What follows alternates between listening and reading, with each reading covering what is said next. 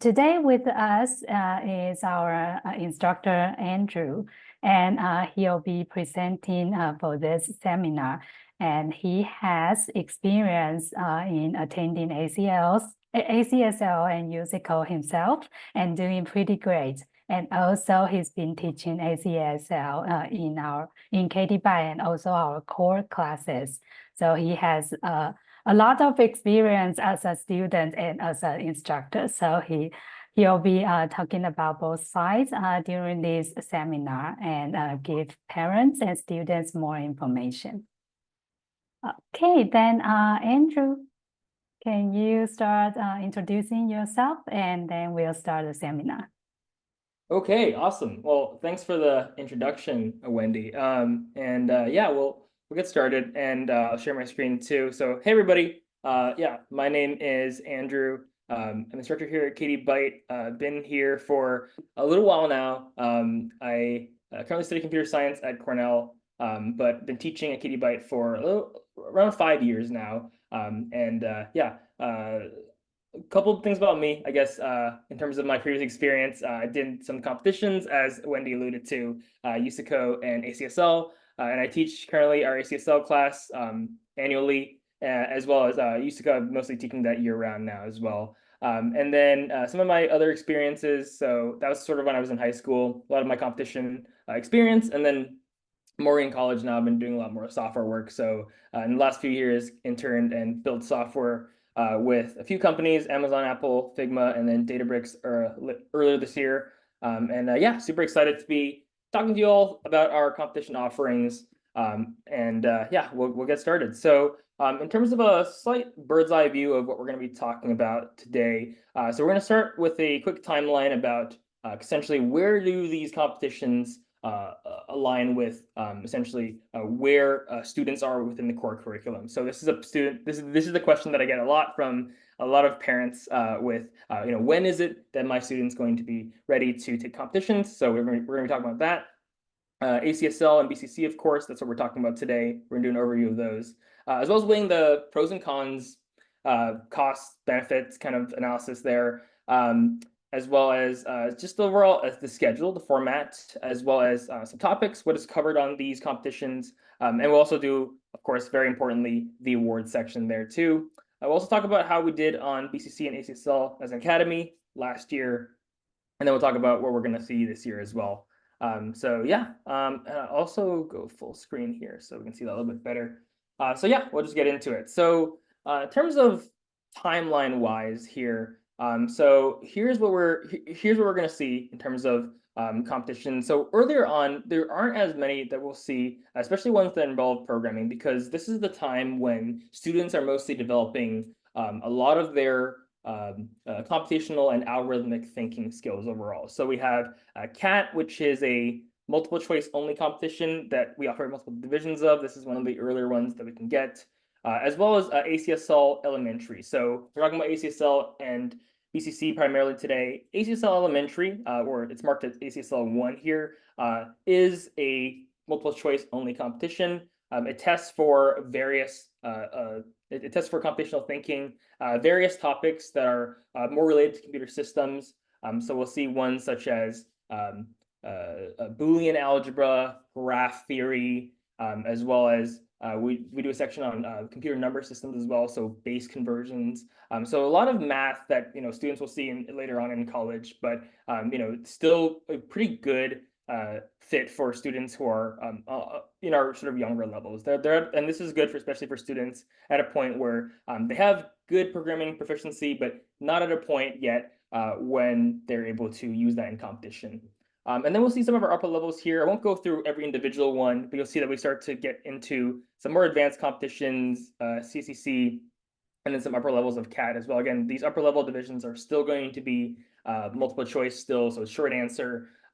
AIO is one of the more upper level ones, and so is UCO. We tend to recommend students take both these competitions after they finish Core 5 level, Core 5A, Core 5B, before we recommend students get there. If you're looking to get the competitions and programming earlier, that's when we recommend going to ACSL levels, ACSL Junior, which is marked as ACSL 2 here, and ACSL 3 for basically our intermediate and senior divisions is when we recommend, where these involve programming, so we recommend students start to get into those in the upper levels. I will make a slight correction or slight adjustment here if it's not perfectly clear. We typically recommend students don't start junior until they're at the core 4 level, because that is the level that students will be at once they will essentially have the programming maturity and the proficiency for a competition like ACSL, or really just for any programming competition in general, basically. And so that's something to keep in mind. And one thing to keep in mind, I talk to parents a lot too, is that once you get into programming, a lot of these, it is important to do a lot of practice. We do tailor a lot of our homeworks in these classes, especially in the upper level divisions, towards problem solving and solving harder problems. But inevitably, it is different, the format between the PSET level problems as well as the competitions. They tend to be a little bit longer, so you're going from sort of dozens of lines of code within our PSETs versus competition level, especially ACSL, tend to be more like project level kind of problems, so that can be sort of exceeding like 70 to 100 lines of code. So that's sort of the differences that you'll see. So definitely important to do practice, but this is generally roughly what we expect students to be at or be ready for at those levels. So anyways, that's overall a timeline. If you have any questions, definitely feel free to post those, and we'll definitely talk about those, and happy to go into specifics or analyze specific situations, but just sort of a high-level overview of generally core classes in relation to the different competitions here. We'll go into more detail about those competitions later too. All right, and then this is more of a detailed overview of each competition. So again, today we're talking more about BCC and ACSL overall. Just a reminder, BCC is a competition that doesn't require coding experience. It's mostly computational thinking. It doesn't have programming on it. It's 12 to 15 multiple choice questions. Versus ACSL has a mix of both. So it has multiple divisions. We have divisions, 4 different divisions. Elementary, again, as I mentioned before, is good for students who are really starting core 2 level. They start to develop the computational thinking, the ability to complete these problems here. And so, yeah, largely that is what we recommend really at that age, basically.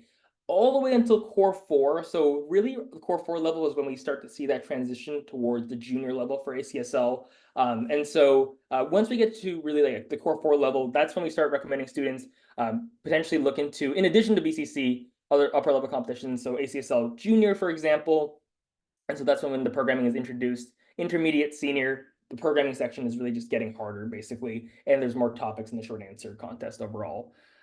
Versus for BCC, overall, it still remains multiple choice questions. The difficulty of which, of course, is going to increase as it gets to higher and higher levels. Again, there's no programming, but largely computational thinking over there. I'll do a quick nod to the other competitions here as well. We have CAT, CCC, AIO, USICO. All these are programming competitions. I will say CAT is similar to BCC in that it's only multiple choice questions still. And so notice we didn't put a programming language here. These two are the short answer, are short answer only multiple choice questions versus these are programming. ACSL, of course, is sort of a mix between the two. It has a short answer section and also programming section in the upper levels as well. Largely, we would say for in terms of levels for the upper level competitions, again, like I was saying in the last slide, to USICO AIOs, typically we want students to have core 5 experience before we get into those competitions. CCC, because it has the earlier level divisions, we say core 4 is definitely okay, but definitely requires a good amount of practice for sure, so that you make sure that you are programming at that level and that amount of being able to write that amount of code for those level of problems as well at that level too. So anyways, yeah, that's overall a quick overview of these 5 or these 6 competitions. And then how does timeline look? So ACSL, we're going to be getting into that pretty soon.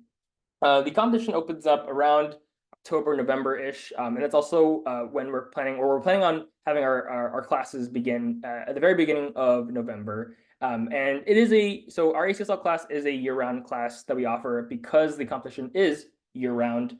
So students who join our prep class also enroll onto our team as well, our KDByte team, or our KDByte teams. We have different ones for different divisions, and they would compete. There are 4 competitions or 4 contests during the season, so it's a whole school year. So we have a December, January, February, March, roughly. That's what the competitions are, and it's very similar to the USICO structure. But there is a little bit of leeway there in terms of like how long students have. Students typically get around a month to actually take the contest, and if they take it on their own time. But roughly that's when we expect students to be taking these contests. And this is true for all 4 divisions of ACSL as well, which is also why our timeline for the classes are the same.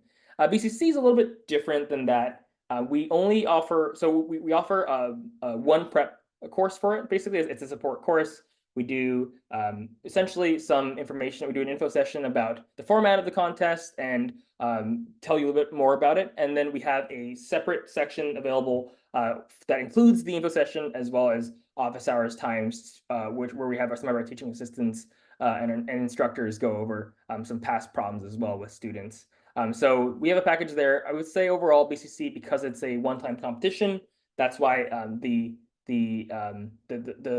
prep behind it is a little bit more lightweight, and then ACSL it's a little more heavy overall. It's a whole year commitment basically, because it's for a contest during the year. Definitely a lot more intense. It has programming. It has more intense on the short answers as well, and more I would say definitely much more complex problems that you're solving too there.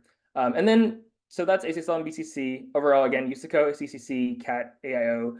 Again, the last 4 here basically are a lot more higher level, advanced competitions. So USICO, we have 4 different contests during the year. Of course, we offer USICO prep classes throughout the year as well as a result.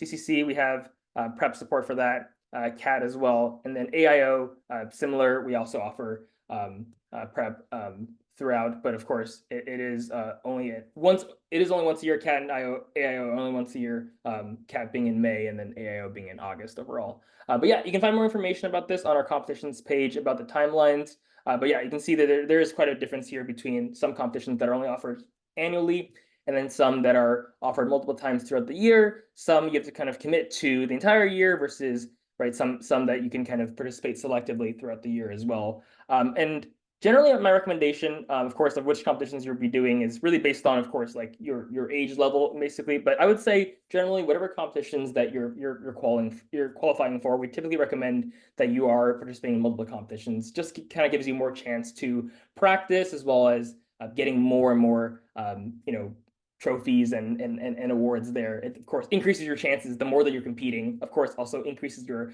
competition experience, which is why I personally worked on ACSL and USICO when I was in high school. But of course, there are more competitions now, and of course, definitely would recommend looking into more as well. So yeah, that's that for the competition timeline. And so we'll kind of start to do a little bit more of a deep dive into ACSL, and then BCC will do it after that. So ACSL, what does ACSL stand for? I've been kind of throwing that acronym around. So that is the American Computer Science League. It is one of the longest running competitions that have been around for a while. It was previously actually more of an in-person competition, and during the COVID season is actually when they experimented with an online format, and so now it is fully supported online. And so it's actually their 47th year of organizing the computer programming and CS contests, basically, as well as they have 4 divisions. So they have elementary, which was a new division coined in the last several years to have that division available for younger students. And then junior, intermediate, senior have been around for quite a while now. And yeah, like I mentioned before, it's a series of contests. They go throughout the school year. It's a combination of programming problems and then theory, short answer, multiple choice problems. So it's really a mix of both, except for elementary, which is only just the short answers. And again, yeah, students will join our Katie Byte team, and it is individual. There is both an individual score and then there is a team score that comes out of the top 3 or top 5 students getting ranked, and then that computes our team score as well. So there is opportunity for excellence or demonstrating excellence both on a team level as well as individual level as well. And then BCC is the Beaver Computing Challenge. So it is organized by Center for Education, Mathematics, and Computing at University of Waterloo in Canada. And so this is a slightly younger target audience, grades 5 through 10. And again, largely that is to do with the fact, of course, there isn't programming, and so that's something to take note. So especially for students who aren't ready for those competitions, who maybe require more higher level programming, more like core 5 level programming, this is a good place to start, develop those problem-solving skills, demonstrate some excellence as well. And yeah, it's annual competition, multiple choice questions. And yeah, largely the focus again is on theory, logical thinking as well. And so again, I've been kind of alluding to this, but really concretely, what are the benefits between the two competitions? ACSL largely is where you want to develop your programming skills. Theoretical computer science knowledge is a mix of both, and you can prepare for advanced competitions. We typically say that ACSL Senior, which is the highest division of ACSL, tends to be like a lower level USCO Bronze problem in terms of the programming level. So it is a good feeder into the USCO competitions. I would say ACSL Senior is. So a lot of students, we tend to see a lot of students do both ACSL Senior as well as the USCO Bronze and Silver levels, and they kind of have both that they can work on, and both sort of complement each other in terms of the practice that you do, and then both can be really great on the college application as well afterwards. And they really are really similar skills that are being developed. So sort of killing two birds with one stone by working on both competitions at the same time. And yeah, largely again, theoretical, practical computer science skills. Yeah, I would say that really sums it up for ACSL. For BCC, really it's a good introduction. Students who are really in elementary school, who really just want to do some sort of programming computational algorithmic competition, this is the spot for it for sure. So the Beaver Computing Challenge, we have problem solving, and largely multiple choice questions. So there isn't any required programming, but it does require quite a bit of thinking, and some of the problems are definitely very challenging and difficult. And it's very good for improving problem solving skills. These skills, I would say, are not wasted. It's not wasted just on this competition. Developing these foundational problem-solving skills on the BCC competition will lead to definitely greater success within ACSL programming, as well as USACO, AIO programming, CCC programming, later on in competitions where you do need to think really hard and then implement your solution with code. So that's largely what I would say the benefit of BCC is, right? So for students who really want to get into competitions, develop that problem solving, but they just don't have enough programming proficiency yet, BCC is a great place for that. And then, of course, there's some overlap there, right? So BCC has multiple divisions. So in the upper levels of that, of course, there are definitely times, or there are definitely cases where students can take both competitions. And if you lean more of if you're more of a theory person, you're better at problem solving, that can be definitely a good idea for that reason as well. So largely, what is the schedule? So concretely, the schedule. So we have essentially, as I mentioned before, it's pretty flexible for ACSL. So we do have essentially date ranges for each of them for when students can be competing. So for contest one, we have November until January. So that's actually pretty long. It's pretty much a 3-month or 2-ish month window. And then contest 2 as well, 3 and 4. Again, these are all date ranges. These are sort of rough dates that we're recommending the students will take the contest within this window after it's been covered within the prep courses. Again, students compete individually. Similar thing with BCC as well. It's individual, but the big difference here is that it's not as flexible. It's only once a year, basically. So it's 45 minutes, and then students will take it anywhere from November 4th through November 15th. And so it is the number of questions depends on the level as well. So it's 12 for the lowest level division, and then 15 for the higher ones. And of course, for the highest divisions, they're more challenging, of course, for high school versus like the elementary school as well. So anyways, that's sort of the difference between the general format of it. Again, multiple choice questions here. ACSL is a combination of multiple choice and programming there. And so in terms of age and grade for when it is a good time to choose which competition, again, I would say definitely take these numbers with a grain of salt. If you have a student who's like really advanced and is really at the higher levels of core 5, ACSL definitely could be a better fit earlier on for sure, because we do have students who are definitely not within the typical average age bracket for each core class. But generally, say, yeah, ACSL recommends that students who are ages 8 to 12, generally and early when we say students should be taking that. When we get to the middle school age, that's when it starts to be a little more subjective. We typically say junior is the right fit, but of course, if your student is only taking core 2, core 3 level classes, we say maybe junior might not be the best fit yet. We kind of want to wait for core 4 level proficiency in programming before we start doing junior and the upper divisions. Intermediate is definitely the sort of high school, early level high school, and then for students who are doing really well, we recommend students in the upper level senior or upper level high school. We typically recommend they go to the senior division. And then BCC, again, any student who is under grade 10 or including grade 10 are encouraged to participate. We do have 3 different divisions available there. One's for 5, 6, 7, 8, and then 9, 10 as well there. So those are a little more concrete. Those I would say are probably better in terms of the ranges. They're probably a little more accurate just because they are computational programming. They don't involve programming skills. So in theory, really anyone of any age could take the competition, of course, but the challenging or the difficulty of the problems definitely increases. So that's hence the guidance here between like the 3 different divisions there. But it is definitely important. Concretely for junior, I would say definitely we don't recommend students take this until they reach at least the core 4 level of programming proficiency and above. And then, yeah, a little more on the competition format and the topic. So ACSL, what does it look like? ACSL is 5 short answer problems, and that's 5 points out of the 10 total points of the score. The programming problem is, there's going to be 1 programming problem for every single competition. The difficulty really ranges. We typically say it's around the core 5 level. So again, students who are on the core 4 level taking these definitely want to be making sure that they're practicing extra. And then all the way until the USICO bronze, sort of lower level USICO bronze level in the senior division. Again, in terms of the fundamental concepts being covered, we have number systems, we have Boolean algebra, digital electronics, logic gates, and of course, in terms of language support, it's the standard ones: Python, C++, Java. Of course, we have support for Java mostly in our prep courses, but also other languages we welcome as well. And then BCC is 12 multiple choice questions, 15 for the upper divisions. Largely, again, logical thinking, pattern recognition, algorithmic concepts, and a little bit of math in there as well. Doesn't require coding experience. And so that's largely what the format looks like more concretely overall. So after taking these competitions, what is it that we can get out of them? Of course, you can get a lot out of developing the problem-solving skills, but of course, more concretely for the college application, you have certificates, team awards, recognition for the top performers, and also top performers within the state, as well as the world as well for ACSL.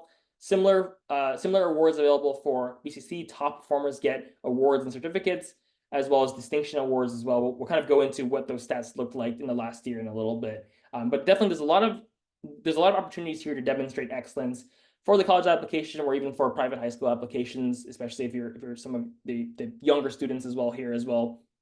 But yeah, definitely lots of opportunity there. ACSL is special because it's actually both there's a seasonal competition which takes place the entire year, and then students who do really well actually are invited to the ACSL finals, which is a 1-day, essentially 6 to 8 hour competition where they essentially do harder problems through a longer competition. And we've actually had some students perform really well in the finals there as well. So I'll get into that in a little bit later. But that's essentially a lot of opportunity there, multiple opportunities again to win awards and get that on a college application as well. All right, so in summary, what does ACSL look like in BCC? So in terms of how often you're going to see these competitions, ACSL, again, it's a year-round commitment, 4 times a year. BCC, it's once a year, taken during the date range. The format, ACSL has both short answer and programming for the upper level divisions, elementary being only short answer. BCC is multiple choice questions only. Divisions, we have 4 divisions for ACSL, 3 for BCC that I've went over generally, what we expect for age level as well as programming level. And then who can join? ACSL, really there's no limits. You can kind of pick the divisions based on programming proficiency, but really anyone of any grade can join as long as you're pre-college. And then BCC up to grade 10, there aren't, generally we don't have participants after grade 10, or the competition does not allow students to compete after grade 10. And then generally, yeah, both of these are school-based. Both of these are actually individual. We say that the ACSL competition is sort of a team-based event because there is both an individual score and a team score, and you are competing on a team overall. But largely, your score is based on how you compete, not how others compete overall. All right, so that's the competitions overall. And yeah, super excited to get into the next part, which is how did we do in 2023? So we had a really excellent year in 2023. We had some really great success, especially in the ACSL. BCC is definitely a little bit newer for us, but we're definitely looking to see even more excellence, demonstrated excellence. And definitely we want to see that from students in this next year as well. So ACSL, how do we do? This is our 4th year.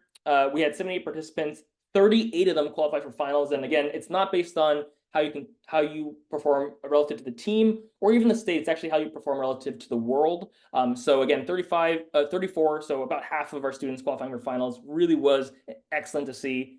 We also had multiple perfect scores within the season, and we generally have perfect scores every single year. We have students who get perfect scores, as well as a gold medal, which was really excellent to have a perfect score gold medal in the senior division. That's our student and now instructor Sanchali, who actually got that last year, which was really great to see. So yeah, we've done really well in ACSL over the years. We've always done really well. We've always had students place in the finals and earned these medals overall. It was really great, especially to see this one happen last year. For BCC, so this is going to be our second year running this competition. Last year, we saw 143 participants, 45 distinction awards. Distinction awards generally are given to students who perform in the general top 25% of their school. And so that's what we had for last year. There are other awards that are available, so we definitely want to see students definitely pushing for even greater excellence, demonstrated excellence in the coming years as well.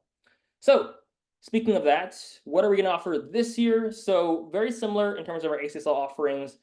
We have a support class available that's going to guide you through the registration, how you're going to prepare, what does the format looks like. I know I've already went over it, but of course it gives you a more detailed overview within the support class, as well as you get access to all of our study materials. So that's going to be about a decade worth of competitions that you'll be getting, as well as videos that are sort of walking through shorts, as well as programming problems, short answer and programming problems overall. And then if you're looking for more individualized supports with a live instructor, we also have a comp prep course as well associated with ACSL. We have different sections available for elementary, junior, and intermediate and senior. I'll just call it out. I'm teaching the intermediate and senior division prep course this year. We might have some other instructors join us as well, in addition to the ones that are already listed, but we have at least one for elementary, junior, and intermediate and senior already posted as well. So we have those going for that. Again, it's year round, so these prep courses are going to be available year round, and they're going to run year round because that's the competition schedule overall. Versus the support class is going to be just sort of a one-time info session about how to prepare, how to participate, and also you have access to all those self-study materials that you can use to prepare for the competition year round as well.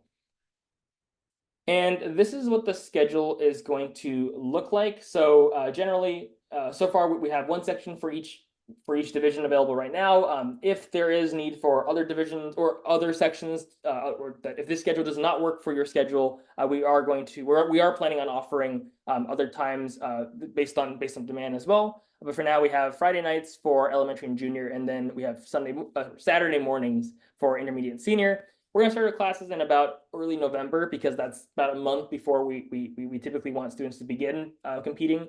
And then it goes all the way until May, which will take students through the last contest and into ACSL finals as well. We do for every single one of these prep courses, we do have actually about 3 classes at the end dedicated to working on a ACSL finals past competitions as well. So we prepare you for the entire year of competition as well as ACSL finals for those who also qualify too. And then for BCC, what do we offer? So as I was kind of alluding to a little bit before, we have a support class. We have basically 2 versions here. We have one that's going to be just an info session, and then we have one that includes the info session. And for students who really want some of that individualized support in actually working through these problems and working with those with a TA or an instructor overall, then the second section over here is what makes sense. So this is going to be the info session, and then in addition to that, we offer a few different sections of office hours. So it's going to be or help hours on the second and the third for 4 hours at a time. So about 8 hours worth of help hour time as well available in addition to the info session. So really, the choice for these 2 is really based on how much individualized support you want. Do you want support through solving through some practice past year problems? Yeah, anyways, that's what we're offering for support for ACSL and BCC, quite a bit for both competitions. Sort of the amount of support we're offering is proportional to the how heavyweight the competition is as well. And of course, I will just kind of do a quick nod to the advanced competitions that we offer support for too. USICO has been our bread and butter for many years and really since the beginning of KD Byte as well. CCC, CAT, and AIO are ones that we have introduced support for in the last few years. One caveat I'll mention is that, so again, USICO is definitely the most advanced and definitely is the premier high school or pre-college computing course or computing competition to take because it is the one that determines which students go on to the IOI. AIO is the Australian Informatics Olympiad. So that competition, even though it is based in Australia, it is open to all students overall. And then one kind of caveat with CCC is that it is Canadian Computing Competition. Again, it is offered, or it is all students of all around are eligible for it. One caveat is it needs to be taken in person in the Katie Byte office. So if you're not if you're not able to make it down to the Lexington, Massachusetts office, CCC might not be the best fit to take with KT Byte. But all these other competitions, USICO, AIO, BCC, ACSL, as we mentioned before, those are all online, and so is CAT as well. CAT is so unlike the other competitions, is a short answer only competition, so it doesn't involve any programming. It does have different divisions though. So again, unlike BCC, it has the sort of senior division as well, which is essentially problem solving only, no coding problems at a very challenging and difficult higher level over there. Yeah, so that's an overall overview of everything. I know there's a lot of information, so we anticipate that you have a lot of questions. So we are around to do a Q&A and answer all of your questions here. And of course, after today, of course, if you have any more questions, you're welcome to sign up for a meeting. KDByte.com/talk. We're always happy to chat and talk you through which competitions make sense for the current level, whether you're starting out with KD Byte or you've been a long-time KD Byte student. We're always happy to chat there as well. But of course, now we are happy to chat about any general questions that people have. So yeah, definitely feel free to fire away in the chat or I think the Q&A section as well. Yeah, I'll let Wendy take over. Yep, so you can type out your questions or you can raise your hand if you prefer to talk about your questions. And now I can go through some of the questions already posted during this seminar. So there's a question about BCC. Can BCC be done online? Yes, it can. And we do offer BCC classes. There are two types of classes. Andrew, can you pull out that slide again? Yeah. The BCC classes. Yeah. I think it's right there. Yeah, here. So BCC classes, we have two types of classes. One is the support class that includes registration and also a 1 hour guide to how to do the class. And the second one is the support class is registration with a 1 hour guide and also 8 hours of help hours. So these are the BCC class offering. Okay, and the second question we have here is, can a US student participate in competitions like AIO, CAT, and BCC? Yes, these competitions are open to students around the world. But for AIO, they have like the final level of competition that will be only open to Australian. It's just like a USICO open, right? USICO open only allows US citizen to join. So it's only the last stage of the higher competition that will be affected. Okay, and another question is, if your students enroll in other classes, but not ACSL class, they can still join our KT Byte ACSL team. So Andrew, can you go to the ACSL class offering? The other one, yeah. So if you are not able to join the ACSL prep class, if you already have one core class or other class with KT Byte, then you can enroll in the ACSL support class. That will include a registration with KT Byte team and also a 1 hour session that we will teach you how the workflow of this competition will look like. And then that will include some study materials that students can make use of on their free time to prepare for ACSL. Yeah, and I'll just add on a little bit to that one as well. So yeah, can you take use code ACSL? Yes, we have plenty of students who do both.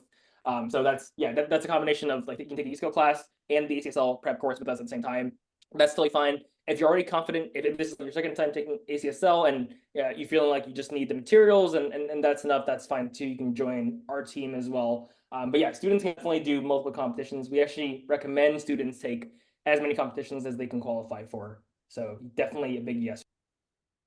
Mhm. Okay. Okay. I add on to that.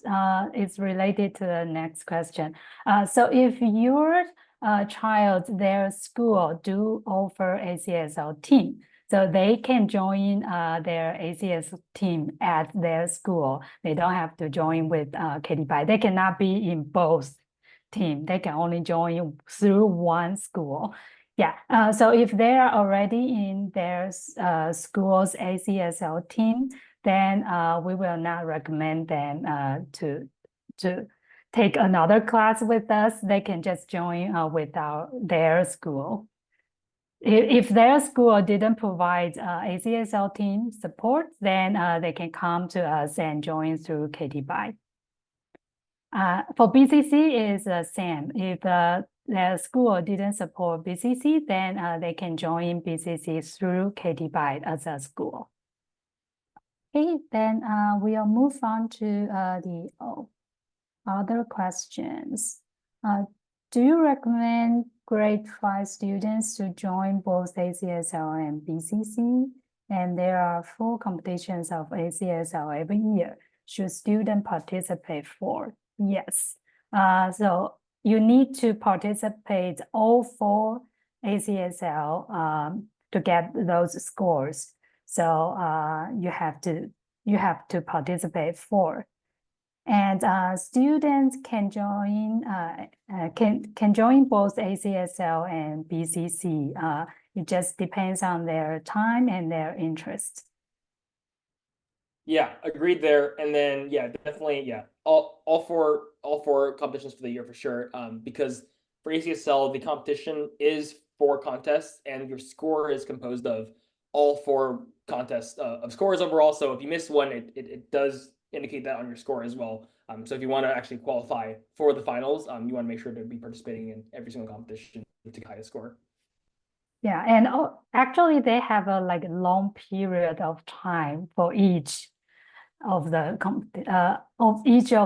tests. So you have a lot of time to do that. Okay, then we'll move on to the next question. We will not be able to join BCC support class. Will you offer another one? For BCC support class, there will be 1 hour, but it will be recorded. So don't worry about that. You can still enroll in the support class, but you will watch the recording.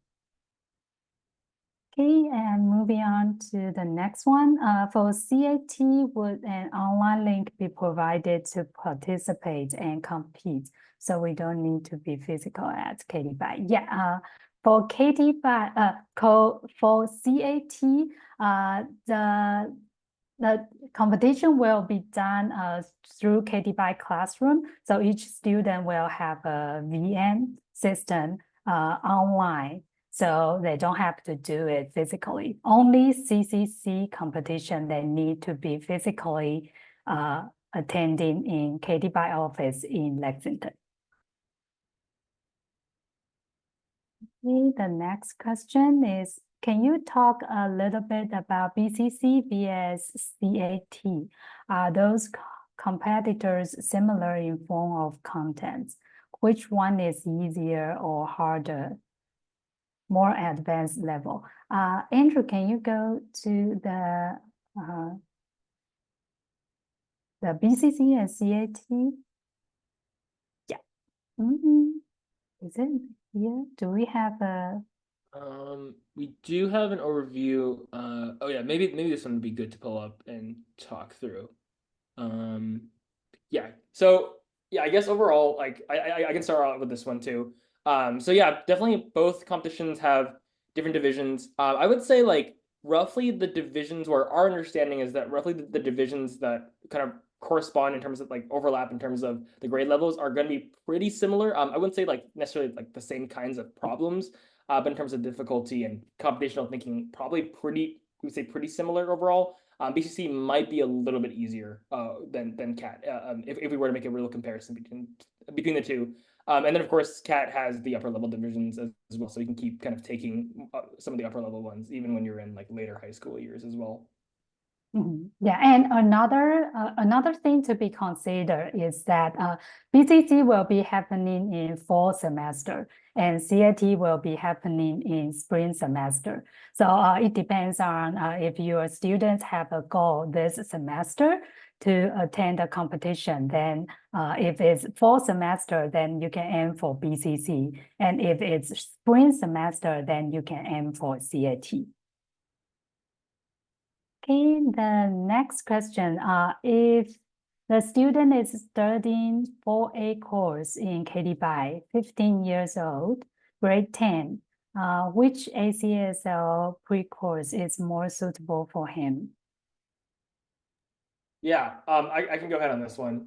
So yeah, we would say our guidance overall for that would be somewhere around ACSL elementary and junior, we would say. Definitely it depends on kind of like how comfortable is the student with programming at the core 4 level right now. Are they finding it like really easy and everything's great, and they're able to solve through the problems just fine at this level? Or are they sort of struggling a little bit more? Then it might be the case that waiting about a year or a semester or two, maybe for next season, and starting off with elementary might be a good decision. And I guess I want to emphasize here that starting off in elementary, even though there's no programming, is definitely not a waste. The content that's covered in elementary is a subset of the content that's being covered in junior and upper level divisions. So they are still preparing for the upper level divisions. We just don't want them to kind of go to a competition that might be a little bit higher, too advanced for them, and might be potentially discouraging. I would say the best measurement for this is to try out some of the practice programming problems, which we can provide, and also are available on the ACSL website as well, to see how they do. And I would say definitely at the core 4 level, we would recommend students do significant practice for the programming section because the level of programming expected there is sort of hovering around the core 5 level. So if students are able to prepare for that and they're seeing that they're doing fine on ACSL junior, we would say junior would be a good fit. Otherwise, elementary for a year is also totally fine too. Andrew, one question for you. So there are 4 sets of competition in ACSL. So if a student join one division in the first competition, can they switch division in the next one? So I would say it's a little bit rare to switch, but I would say it most likely is possible because students could, in theory, unregister themselves and then kind of re-register to the different division. Because students do join with us like contest 2 and beyond. I think it's actually I think there isn't a policy against that. I would say though, like the score doesn't carry over, so you're kind of a little bit behind in terms of like the score. Although that said, students can join like contest 2 and beyond and still make finals still. So it's not the worst thing in the world, but I would say it's definitely rare overall for that to happen. So they'll be losing points from the other division. It will not carry over. Right, exactly. Yeah, they would have a maximum of 30 out of 40 points at that point. They would lose those 10 points from the first competition. Right. It will feel like they are joining late for another division, right? Yeah, essentially. Yeah, exactly. Okay, but they'll have the opportunity to write the higher level questions if they did it this way. Yeah, exactly. Yep, yep. They would. And I don't see a policy against switching like that in the middle of it. Yeah. Yeah, okay. Then we are moving on to the next question. If the student has finished Core 5B, is it okay to do the user code directly? Andrew, can you Yeah, give totally. Yeah. So after finishing Core 5B, yeah, so we think of Core 5B as the prerequisite for starting USICO. So 5B is the prerequisite for our USICO Bronze course. So definitely, yes, you're definitely ready for preparing for USICO at that point. We would say definitely like it doesn't hurt to try out some other competitions. I would say again the closest at that level too. If you're able to do CCC, that's great. AIO, ACSL, ACSL intermediate or senior typically is around like the level of programming as well. So I would say trying out all of those is definitely a good idea. If you want to focus on one, sure, yeah, USICO definitely is something that you're qualified for at that point.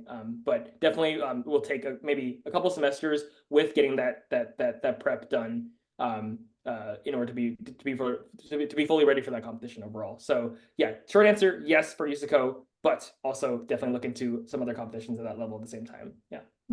Yeah, I think this student, the situation might be the student is in Code 5B this semester, so they're thinking if they can join USICO this year, by end of this year. Yes, actually, USICO, you can register on the website. So he will be able to join. Nothing will be stopping them, but just set the expectation that he might not be able to do pretty well because he hasn't done a USICO preparation class for the training. So he might have the Code 5B coding experience, but he may still need some practice to do very well in USICO, but there's no harm to try. Okay, then there's no upcoming questions. We'll still be here for a couple minutes to answer your questions. And we also send exit poll. So if you are able to give us some feedback on the exit poll, if you want to talk with us, then we'll contact you after this seminar. We will also send out the slides and recording with when you register with to your registration email, so you can review these contents. And we hope today's session is pretty helpful for you. And Andrew, can you go to the bottom with the QR code? Yes, so if you have any other questions, you are free to scan our WeChat QR code to contact us on WeChat, and or you can write us an email with your questions. We are happy to answer that. Okay, we got one more questions here. If a student learns Java, will he be expected to do okay in Python class at school? Sure, I can address that. Yeah. So yeah, as somebody who learned Java and then learned Python for that, I would say generally yes. I would say how well you pick up a new language depends on how well you learn the first language. So if you're learning Java and you're really excellent proficiency in Java, you've learned to like the Core 4A level. Let's use Katie Byte levels Core 4, Core 5. Like definitely, it's not too hard at all to switch to Python, because at that point you tend to see that Java, you have essentially a good understanding of what are the components within a programming language. And so yeah, I would say definitely shouldn't be too bad. If you want to see another example of like students who go from Java to Python, we recommend our AI course. So our AI courses are going to be taught in Python. We recommend our AI courses after our Core 6A class, which is taught in Java. And so for all those students, we've never seen any issues with students going from Core 6A to our AI1 classes, even though it is a Java to Python transition. It's never been a problem. So definitely, yeah, overall, in general, not really going to be an issue. I wouldn't worry about it too much, but I would recommend definitely getting good proficiency in one language before moving on to another one. And we got another question. Do we offer C++ courses? No, we all of our courses, our core classes are in Java. So if there is a specific request for C++, we might be able to find one-on-one classes. So it would be good that you can leave your information or contact us for a consultation to see if we can find you the one-on-one. All right, then if there are no more questions, we'll be ending today's seminar. It's really great to have this seminar with you and with Andrew providing us those informations on the competition. And we look forward to see you next time. Okay, thank you, Andrew. Thanks. Take Thank care. you. Bye-bye. Bye.